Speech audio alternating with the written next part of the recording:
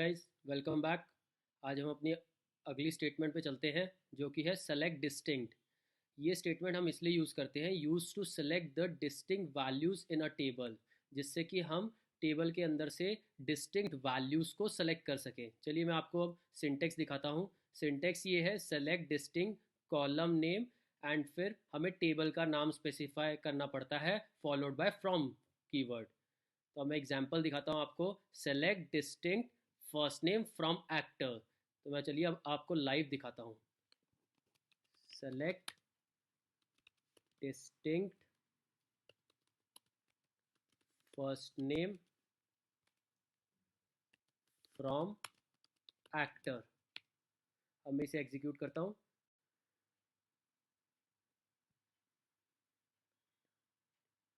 Underscore name.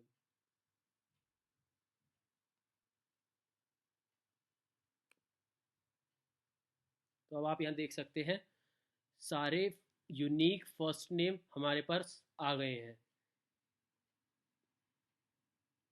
तो चलिए अब मैं आपको दिखाता हूँ। Select distinct first name from actor order by first name.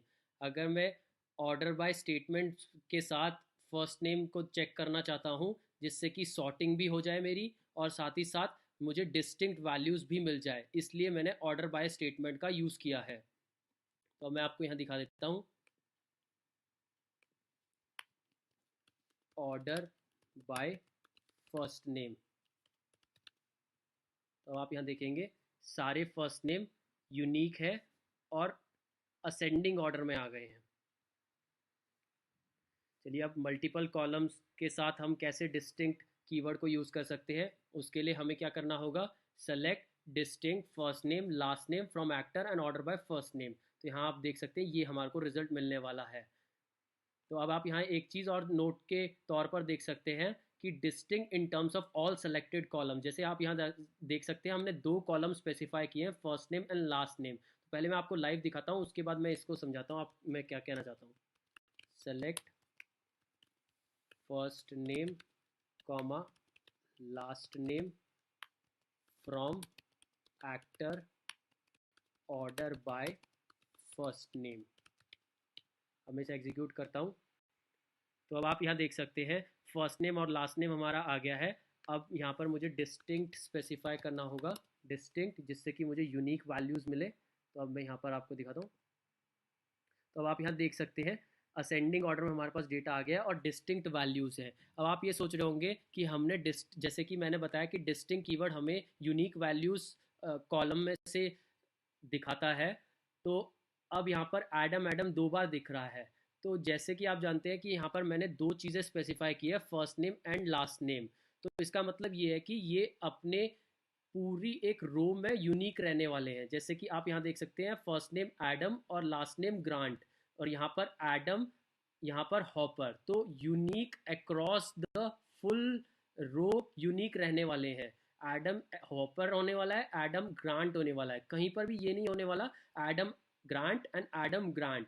यानी कि आपका एक पर्टिकुलर कॉलम में हो सकता है कि डुप्लीकेट वैल्यू हो, लेकिन पूरी रो के अक्रॉस अगर आपने मल्टीपल कॉलम स्पेसिफाई करे हैं डिस्टिंक्ट कीवर्ड के साथ, तो वो पूरी रो के अक्रॉस आपकी यूनिक वैल्यू रहने वाली है। वही मैंने यहाँ लिखा है, distinct in terms of all selected columns. ये सारे कॉलम्स को कंसिडर करेगा उस टाइम पर। तो आपका एक चैलेंज है, वो ये है, मार्केटिंग टीम मेंबर आपसे पूछ रहे हैं कि different prices that have been paid to make it easier for them to order the price from high to low. तो आपको ये बताना है कि अमाउंट कॉलम को सेलेक्ट करते हुए हाई टू लो वैल्यूज़ बतानी है, और वो डिस्टिंक्ट वैल्यूज़ बतानी है। मतलब पेमेंट की, जितनी भी हमारी पेमेंट्स हुई है उनमें हाई से लो वैल्यूज़ बतानी है। तो आपको लाइव दिखाता हूँ। अगर आपको ट्राई करना है तो आप वीडियो को पॉज कर सकते हैं और अपने एंड से ट्राई कर सकते हैं। तो अब मैं सॉल्यूशन की तरफ बढ़ता हूँ। सेलेक्ट